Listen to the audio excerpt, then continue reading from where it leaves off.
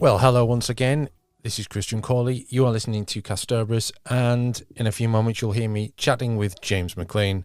And this is the third part of a long discussion in which we examine the landscape of television in 2025 compared with 2005 or 1996 or 1989 when Doctor Who was last cancelled.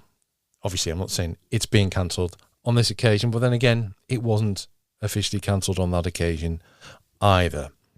And our aim here is to explore what opportunities there are for Doctor Who moving forward. Does it still have a place in our televisual landscape? That's the big question here.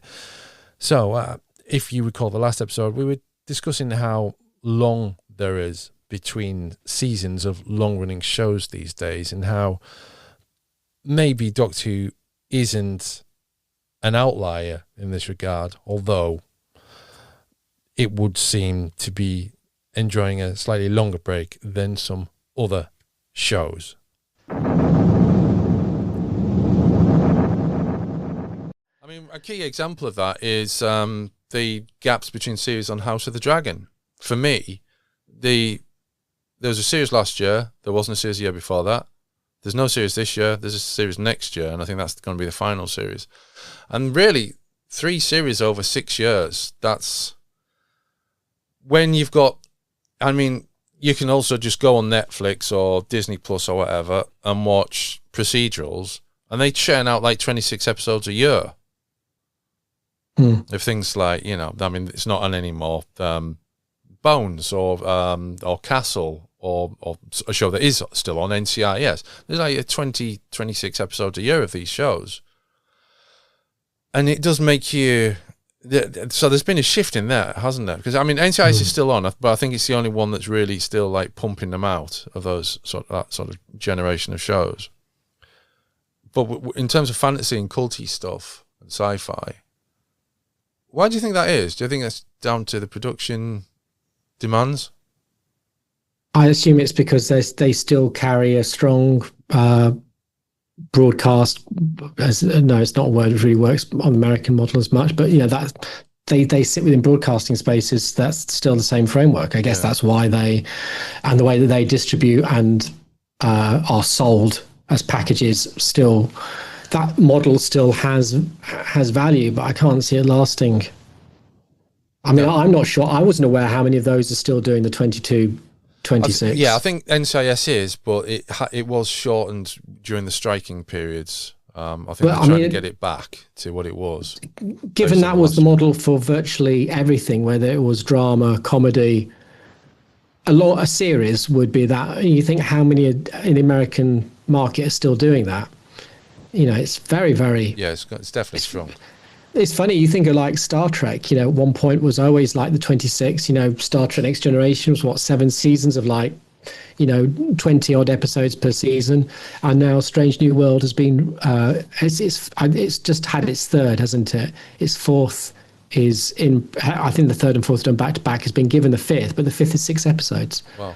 You know, and that will end it on 6 episodes. Also, that's kind of a British way of doing things as well, isn't it? Because British shows and dramas have always been far shorter, whether sitcoms or drama series. Actually, I was nothing to do with anything that we've spoken about. There's an interview with Connie Booth in the Radio Times about Fawlty Towers because it's 50 this month, and she it's a very short interview because she doesn't talk a lot, but she basically wants to emphasise the fact that she didn't write any of the dialogue. So they worked together on plotting, and then Cleese did all the dialogue. So so that was interesting to just to learn after all this time. But But I wonder if one of the reasons that you're not doing the 20s, I know people say, oh, it's time and it's money, but I wonder in terms of streaming culture, whether statistically people engage in a show, but maybe some of them, it's rare in certain types of show for them to actually, if you did 20, they'll watch like 8 episodes and then maybe there's a drop off. Right. In terms of, so why make shows with 20 if there is like a sort of threshold of audiences which maximizes around 8 to 10 episodes? So that becomes your base mark on streaming, unless it's, you know, a real I know we talk about binge culture, but those sort of, in terms of the costs, the amount of audiences, I wonder if that's a fact. I don't know, but I must admit, when I've watched on Netflix shows, sometimes if you watch like Korean shows, television will tend to be like 16, 17, 18 episodes. Some of them could be like varying between 60 and 90 minutes per episode. I find it a hard slog after episode 10. I kind of feel like I'm done with this story. I'm ready to move on. Interesting, and if that's you should say episode 10. Because I've just looked up Only Murders in the Building. All 5 series have 10 episodes. I'm just checking. Right, House of the Dragon, first series 10 episodes, second series 8 episodes. So I think that is the that sort of 8 to 10 sort of area. I think you might be onto something there. Yeah. Because if people I suppose it could be different when you're managing to get shows out airing each week. But and again, I'd love to know where the inside data is on this and whether this is a factor. But I'm just thinking, as an audience member, when you know there's other things to watch. Yeah. So you're not just having to sit and watch the same thing every night. I'm wondering whether that's a factor in it. It's like, people go, why do we not do 20 episodes anymore? It's like, perhaps it's because, and it was the same with traditional television, the drop-offs, which would mean that's why you get to what it's about. In the stateside, is it 13 episode 13, 12, 13 is when you'd have your mid-season break. Yeah. And things are considered about, whether this comes back or not. I wonder if those are reflected in a culture now which is so saturated with television that the risks of doing 20 are just not worth it. Why run a 20 episode order when you just have no idea whether they're even going to get past, whether the drop off's going to occur by episode 8 and they're going to be onto the new thing. They're not going to wait out.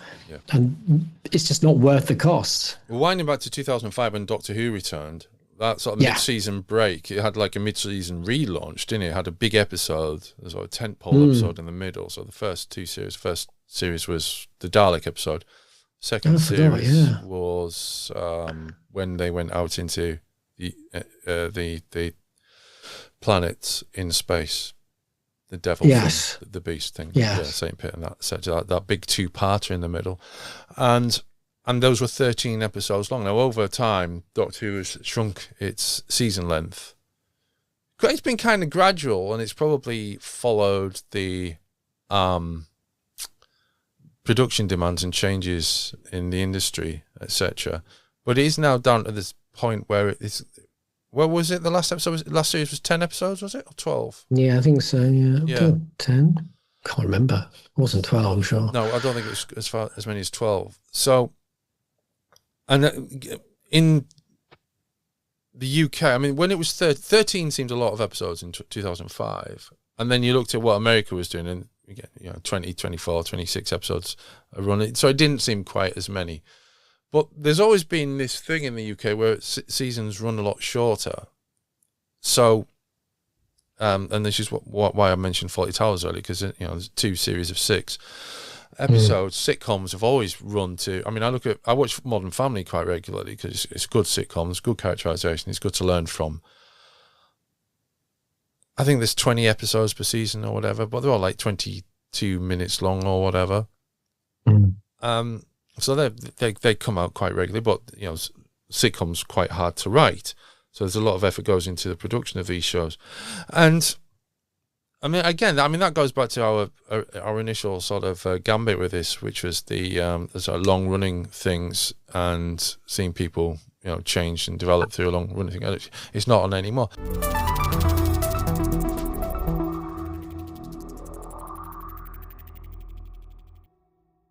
Thank you very much for listening to our conversation thus far. It continues next week. James and I will focus more specifically on Doctor Who in the next edition. Remember, if you've subscribed to our Patreon, you've already heard all of this. This entire conversation went out first on our Patreon, where you can also get nice bonuses from the Kasterborous archive materials that have been long forgotten or never even seen before, such as an interview with Pip Madeley, the internet GIF maker, which is a very, very simple way of describing his amusing work.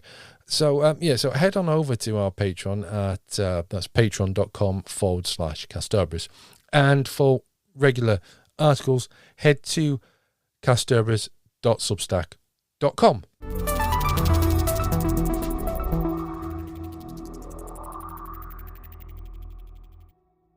Well, if we go back to Doctor Who, if there was a position where Doctor Who ends, he tries desperately to get back to the point. If there's a position where Doctor Who ends and then someone decides that they're going to bring it back, God, this seems so contrived now after an hour of talking. How do they do that? Do they reboot it completely?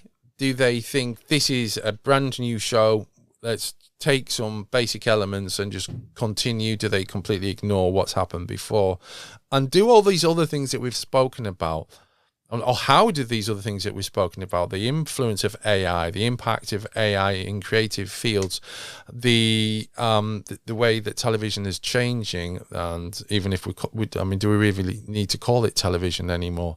How do these things feed into something where you're in the position of taking an existing show or property and reviving it, essentially, for a new era, when you don't know what the new era is? The technology that you've got is very much kind of nascent, and the audience is constantly changing. Is that something that you can do, or does that not just exemplify everything that we've just discussed about everything being in flux, and it very much being a case of, because as we've spoken before, like with movies, they have to know what's going to be happening, and then they need to be aware of trends, etc., a few years down the line when they're producing movies, because that's when the movie's going to come out.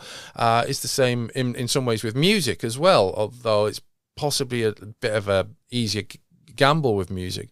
With a TV show like Doctor Who, with a big cult following, can you kill off a 62-year-old TV show and then continue with something new, bearing in mind that that is something that Marvel has done, not just in terms of the comics, but essentially the cinematic universe is essentially that in comparison with the comics?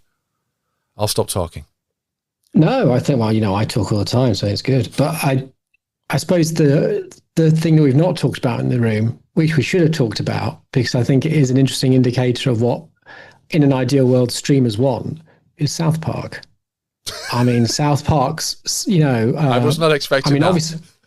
Obviously, ignoring some of the recent controversies aside, but the deal for South Park for Paramount, that was a big amount of money which was paid, because streamers, ideally, they want content. Yeah. So funnily, while we keep talking about the 6 and the 8, for them, they want libraries of stuff, because as we know, Friends, South Park, these long-running seasons, of, as you say, 20, 26 episodes per season, 7, 8, 9 seasons, that's a lovely amount of content that people watch in the library and maybe rewatch again. Yeah. So they want...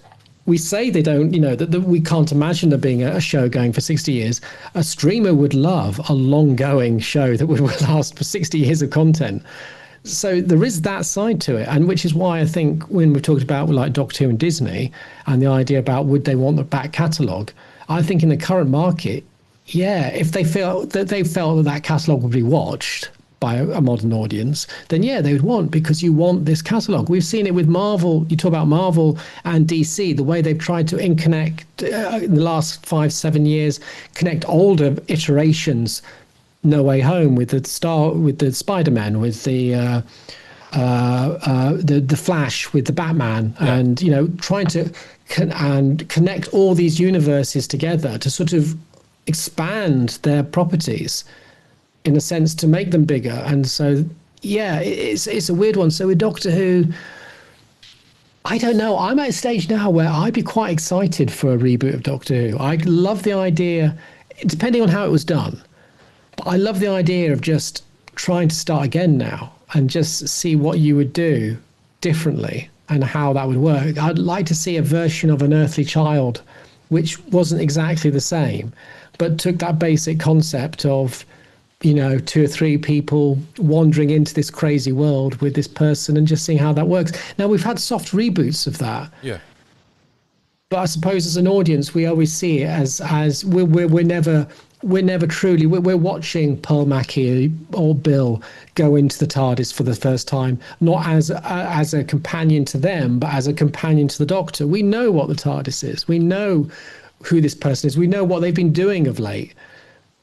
But to actually go in as with the companion for the first time and kind of not know what's going to go in there, kind of know what this person's going to be, because they could be very different. William Hartnell was very different to where Ncuti Gatwa was by the end of it.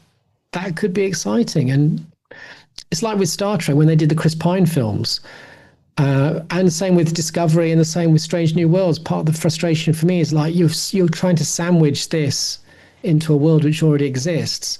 And that's kind of frustrating because I'm now constantly looking at it within that framework. It'd just be nice to see it as a brand new, fresh framework where I don't have to think about the past. Would that work for Doctor Who? I don't know. Like we said, it comes back to this thing being actually more special than I think we give credit for, even as people have been talking about it for like 16 years. 15, 16 years. It's an incredible thing when you think about it. A show which literally soft reboots itself every now and then as part of its ongoing structure is incredible. And that's how it survives. So would it be a good idea to do, or could it do like comics have done, where you've had Ultimate Spider-Man or Ultimate X-Men and actually do a separate continuity? Ultimate Doctor Who. Ultimate Doctor Who, where it's starts from scratch, but you still carry on the traditional line. Because it seems crazy to me in a world which demands content that you would gate and sort of say that content's now old. You want to sort of say, no, this content is kind of new, which is, again, clever thing that Davis was trying to do with the war games and the Daleks, was trying to sort of go, hey, look, young people, watch this content. We'll edit it a bit. We'll add some new music in and some new effects to make it more digestible, but it's still relevant. And that is a good idea. So, yeah, I don't think we should be trying to kill the main continuity.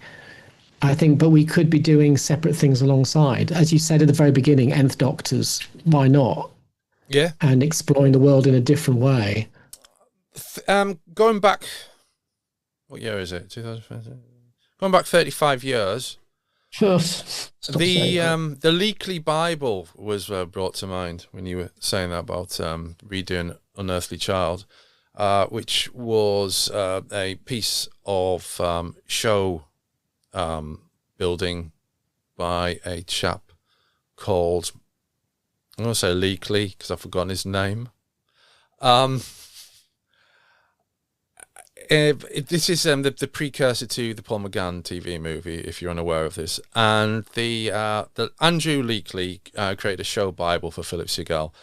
And the idea of this was, I'm just going to quote from an article by Alex Garrett on Lavazi. A young Time Lord known as the Doctor discovers that he is the son of the famous explorer Ulysses.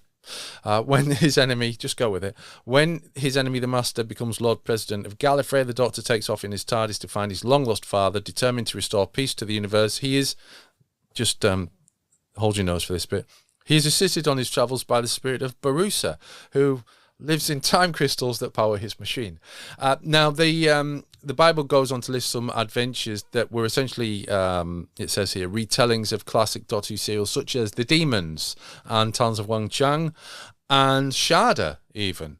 This is all an interesting approach. And the danger, I think, is, I mean, I like this. I've always liked this, to be honest with you. I was never aghast at the notion of an eighth Doctor or an nth Doctor being a completely new show just within Doctor Who, because at that time the comics never really felt like the TV show. They definitely felt like they existed purely in their own world. Definitely. And I think the novels did as well. So it wasn't anything. This didn't seem offensive to me, or it's not the sort of thing to set off a movie. Set off a high energy music producer on social media into having palpitations or anything. It just seemed completely normal to me. And I still like the notion of, now, there is a danger that maybe too many elements from what we know as Doctor Who might get picked up into one story, and maybe just having too many ingredients in a cake or whatever. But I like this notion. of starting from scratch and doing it all again. I don't think it's a... Is my mum going to care that the episode of Doctor Who that her grandchildren are sat watching is a remake of something that went out 60 years ago and has nothing to do with it in terms of the characters remembering that? No, she's not. She's average viewer.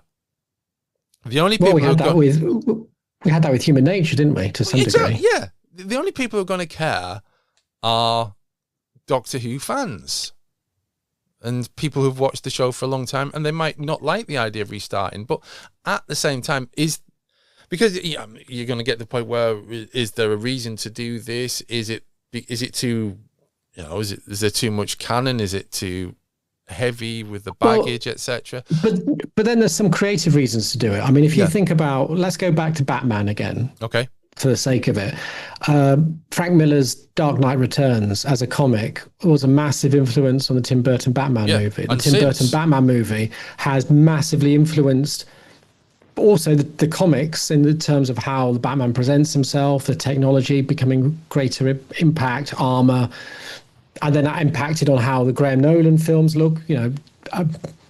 Batman still wears eyeshadow in all his film iterations from the Tim Burton one. Sometimes breaking out from a continuity can help you sort of... The Killing Joke, Alan Moore's it was Alan Moore, wasn't it? Brain is suddenly glitching and fearful. Yes, Alan I think so. Moore, and it was Alan Moore. Again, yes, it was massively influential. Sometimes at the time considered almost like a separate thing, because it did some quite, it shot Batgirl in a very gruesome and nasty and sexualized thing that happened in there. So it was kind of elseworlded, but then became part of the continuity of the main show, of the main comics. And that was it. These things.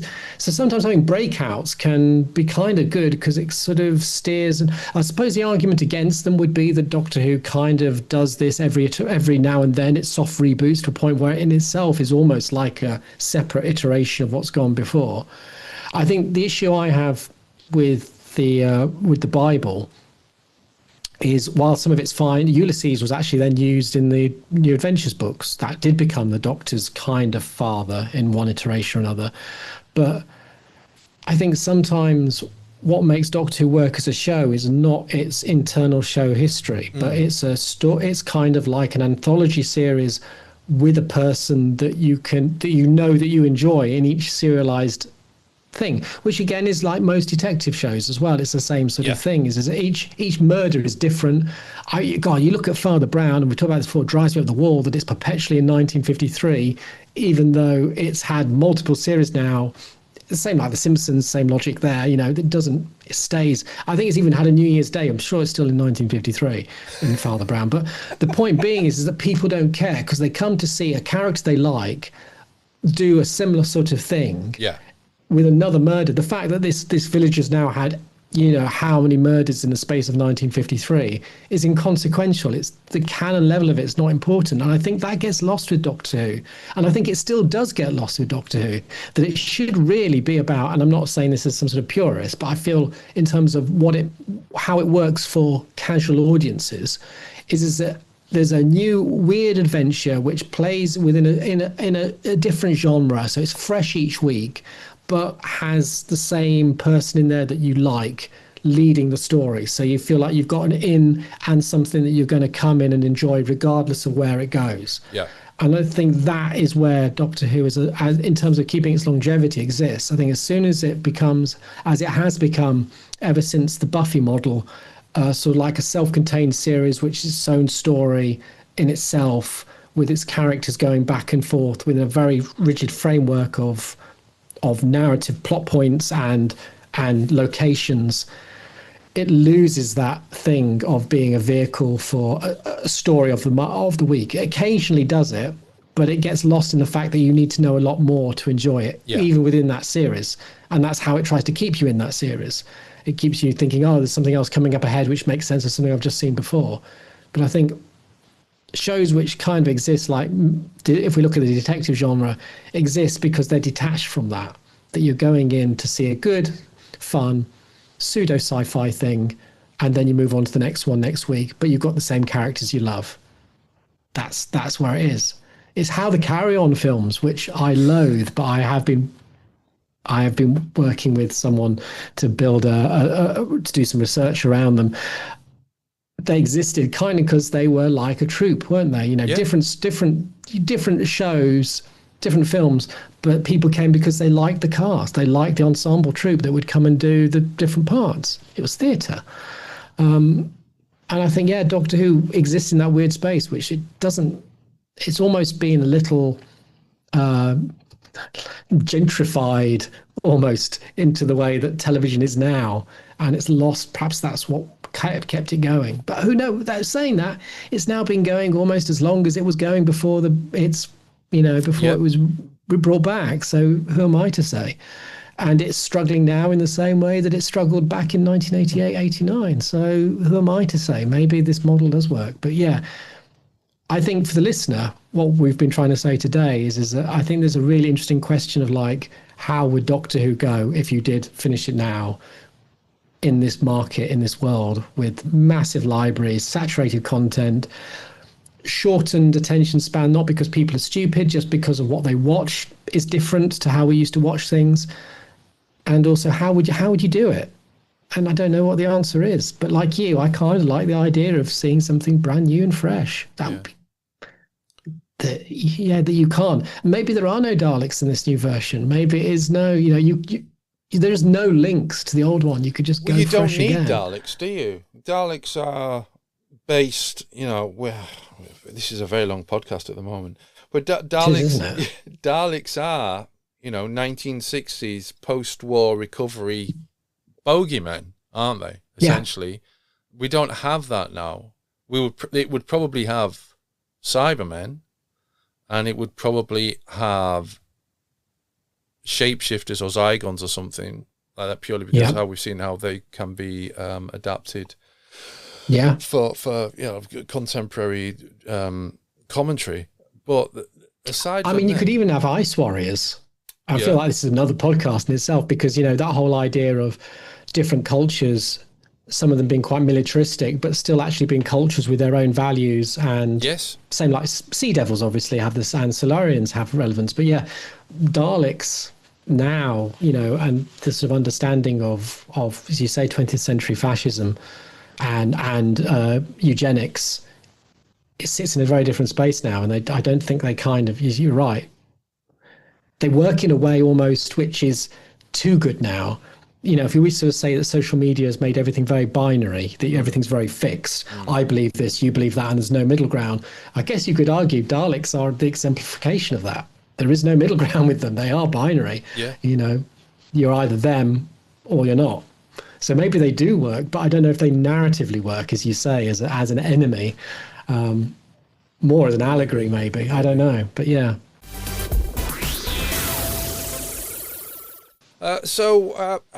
I think at this stage of our conversation, we need to throw it open to the listener. So do let us know what you think, either on Facebook or email me, which is podcaststerberus@gmail.com. Or if you're on Patreon, then drop us a line underneath this podcast and we will discuss it. If you're on Patreon, you get a video version of this as well, and you'll get the podcast earlier than everyone else and ad-free. So none of those adverts that you get on Spotify interrupting your enjoyment. As I say, get in touch. Tell us what you think about everything that we talked about. AI, Doctor Who, ending Doctor Who, restarting Doctor Who, it's a big podcast. And we'll be back for another one once we've finished editing this one. Until then, it's goodbye.